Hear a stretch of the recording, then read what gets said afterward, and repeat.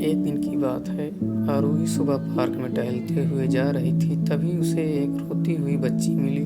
आरोही ने उससे रोने का कारण पूछा तो लड़की ने बताया कि वह जिस गुड़िया से खेल रही थी वह इसी पार्क में कहीं खो गई है। आरोही ने उस बच्ची को उसकी गुड़िया ढूंढ लाने का आश्वासन दिया, जिससे वह बच्ची चुप हो गई।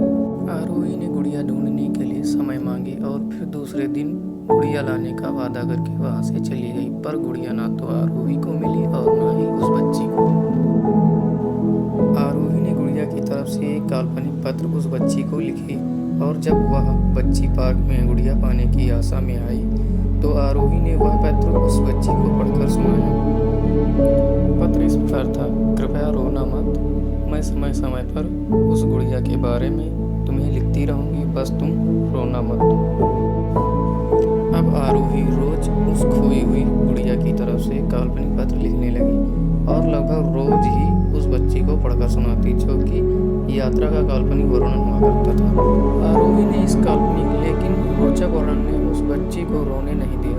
वह खुशी खुशी अपनी गुड़िया की उमकड़ी के किस्से सुनाने लगी।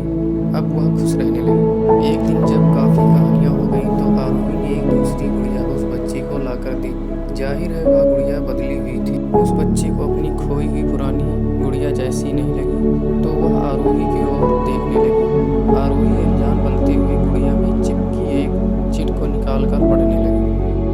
उसमें लिखा हुआ था: यह मैं ही हूँ, तुम्हारी वाली गुड़िया जो पार्क में खो गई थी। दुनिया भर की लंबी यात्रा की वजह से मैं थोड़ी बदल गई हूँ। बच्ची को इस गुड़िया और आरोही पर विश्वास हो गया। वह गुड़िया लेकर घर चली गई। वर्षों बाद जब वह बच्ची बड़ी हो गई तो एक दिन वह अपनी अलमारी में कुछ ढूंढ रही थी तो उसका ध्यान उस गुड़िया पर गया जो आरोही ने उसे दी थी। बचपन की बातें याद करके वह हंसने लगी। उसे सब समझ आ चुका था कि आरोही ने कैसे उसका मन रखा था। उसे उस गुड़िया पर फिर प्यार आने